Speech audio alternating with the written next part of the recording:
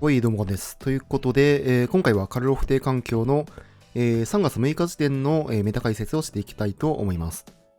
前回発売第1週目の大会を見てメタ解説をしているのですが、やはり第1週目は、ボロス少数以外は新カードがほぼ試されておらず、基本的に新環境は第2週目からが本番ということで、先週末まで、つまり第4週目までの、大会結果を見ながら、現環境のメタを解説していきたいと思います。おさらいとしまして、第1週目は、ボロス少数が日本では、かなり人気があったんですが、どの大会においても優勝までは勝つことができず、既存デッキであるエスパーミッドであったり、ドメインランプの活躍が目立っていたという形になっています。そして第1週目は、青白コントロールの使用者自体は少なかったんですが、数は少ないながら、しっかりと結果を残している形となっていて、青白コントロールの優勢が予想されていた形になりますね。はい。ということで、ここからは、2週目以降に何が勝っているのかを見ていきましょう。はい。ということで、こういった形で2月17日、2週目から3月3日、4週目までに、各大会において結果を残したデッキはこのようになっています。1週目の結果からの、予想通り、2週目以降はこの青白コントロールですね。こちらの青白コントロールが激増していて、そしてデッキパワーもかなり高いということで、実際に青白コントロールが、優勝だったり準優勝をすることがかなり多くなっています。NRG で9-0優勝を果たした青白コンを筆頭に、コントロールがアグロにも勝ててしまうデッキパワーのため、コントロールに勝てないデッキというのが環境から激減しているのが特徴ですね。こちらは NRG で9-0優勝を果たしたリストなのですが、見ての通り、一時的封鎖が、メインから3、4枚取られるようになったのも、環境の変化になっています。また、2周目に関しては、青白コントロールにしっかりと戦える、スパーミッドが一気に上位に増えているのが特徴的で、NRG で8勝2敗で準優勝になった、こちらのエスパーも、メインサイド合わせてカウンターが、7枚採用された形になっていますね。こちらの賞金戦大会においては、スパーミッドがダントツのトップメタ、青白コントロールは使用率が、4位となっているんですが、この2つの秋タイプが、どちらも使用率が 57% になっていて、完全に勝ち組になっています。ボロス招集だったり、ドメインランプなどの、使用率が上位のアーキタイプは、どれも勝率が 40% 台になっていて、エスパーミッドと青白コントロールが環境における2大デッキになっていますね。そして、3週目からはこの青白コン環境を打破するために、各プレイヤーが試行錯誤をして、青白コンに対して強いデッキというのが増えてきました。これ以降になるんですが、このリストを見ても明確ですが、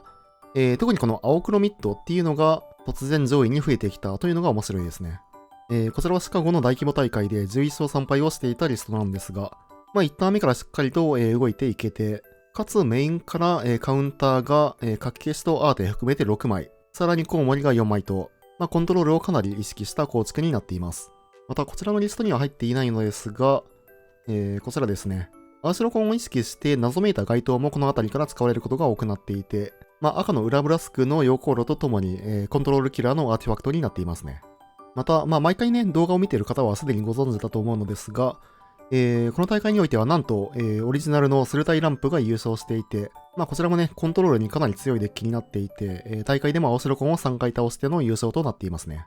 リストはこちらになるんですが、詳しい解説はね、別動画で出していますので、まだ見ていない方はそちらの方をどうぞ。この辺りから青白コントロールがかなりメタられることになるんですが、青黒ミッドとともに青白コンをメタるために増えてきたのが、こちらのゴルガリですね。こちらもね、前回の動画で解説しているのですが、コントロールに強くてドメインランプに弱いというゴルガリなんですが、メタが回った結果、立ち位置がかなり良くなったということで、ここに来て、この薄い緑色のゴルガリが、ティア1に復権したという形になっています。こちらもね、詳しい解説は前回の動画でしていますので、見ていない方はそちらの方をどうぞ。で、発売4週目に至っては、青白コンがメタられたということもあって、上位からは以前よりは減少していて、逆にこのゴルガリが増えたことによって、ゴルガリに強いドメインランプが、こちらですね、2大会で優勝を果たしているという形になっていますね。ということで、発売からね、第4週目までの環境を解説してみたんですが、このように競技においては毎週ね、どんどんとメタが回っていて、アグロ、ミッドレンジ、ランプ、コントロール、コンボなど、どのアーキタイプでも勝つことができて、かなりバランスがいいというのが現環境の特徴ですね。全てのアーキタイプがいることで、メタ界のローグデッキも勝ちやすい環境になっていて、ローグデッキは、このリストではね、色を塗っていないんですが、まあ見ての通り、この白い部分もね、かなり多いっていうのが、面白いですね。はい。ということで、最後にね、結果を残したローグデッキを紹介するんですが、まあこういった形で勝つために必要な情報を発信していますので、そういう情報が欲しい方はぜひぜひ、チャンネル登録と高評価の方もよろしくお願いします。はい。ということで、最後に紹介するのがローグデッキなんですが、こちら2月25日のピザボックスオープン、参加者が119人の大会において、なんとですね、52ラインにこちら 5C ズアーがいるということで、こちらをね、ピックアップしてみたいと思います。さあ、ということで、こちらの 5C ズアーですね。皆さん覚えていますでしょうか。ズアは3マナ14飛行という生物なんですが、2マナでエンチャントをクリーチャーにすることができて、さらにクリーチャーであるエンチャントは、摂氏反根呪言を持つというカードですね。まあ、何が強化されたかと言いますと、ギルドパクトの力戦が登場したことによって、開始時点で4マナエンチャントを出すことができて、さらに1ターン目から力戦の束縛を1マナで打つことができるようになったという感じですね。まあ、多分ね、ズアは出た当初以降試してる人はね、あんまりいないと思うんですが、まあ一応特目シリーズだったり、豆の木を登れでも強化されているということで、まあ実は色々と強化はされているデッキではありますね。一応バカデカ反根生物をポンポンと作ることができるので、まあズアさえ着地すればアグロデッキにもしっかりと戦えるデッキではありますね。まあどうしてもデッキの構成上、ドメインランプ以上に、コントロールに弱いんですけど、まあこういったデッキを持ち込んで、しっかりと5にしているというのは面白いですね。はい。ということで最後にこのデッキがどんな感じで回るのか、試合の方をどうぞ。そうやっていきます。こちら先手。これはパクトもあってズアは回るということで、まあだいぶいいハンドですね。さあ、0ターン目、ギルドパクトの力戦をしっかりと出していくと。まあ力戦がね、もう0ターン目に出せると、色をね、気にしなくて良くなるので、だいぶね、これが楽ですよね。さあ、ズア2枚目を引いてくる。相手は、まあエスパーか白黒ですが、まあ沼が入ってるんで、白黒っぽいですかね。まあ一応除去られる、リスクはあるんですが、まあ2枚あるということで、ズアはもう出していきましょう。さあこれでズアが除けられなければ、まあギルドパクトなりを、まあ、呪言反根、摂氏生物に変えていくことができると。さあ相手これは、白黒ライフゲインですね。さあアマリアがでかくなっていく。まあ一応まあ確定除去である、力戦の束縛が、まあ2回は打てる状況ということで、まあただ一旦ここはそのままパスしていきますか。一応インスタントタイミングで、エンチャントをクリーチャーにすることができるので、まあ相手が変なアタックをしてくれたら、しゃくれるという感じですね。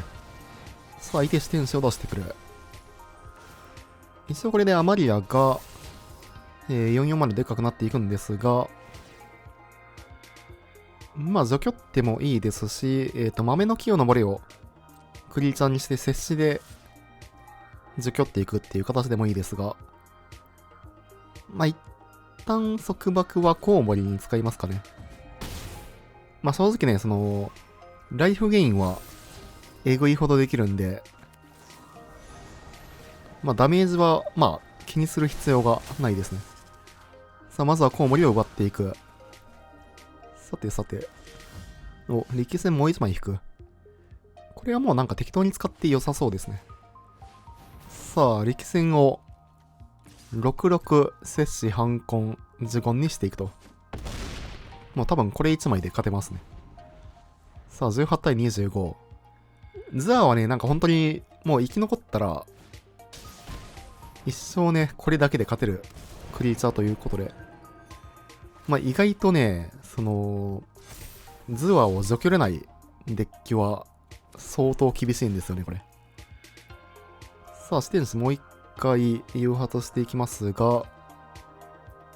まあどうしますかね。まあ力戦1枚は、アクロゾズ用に取っておきたいんですが、まあ1枚使いますか。さあ、束縛で、まあアマリアを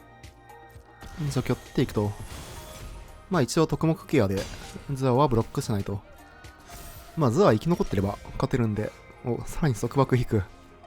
これはもう束縛ビートですね。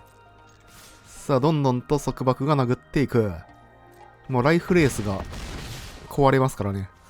残り8点。さあ、これはもう力戦を打ってクリーチャーにしていくだけで勝っていける流れですね。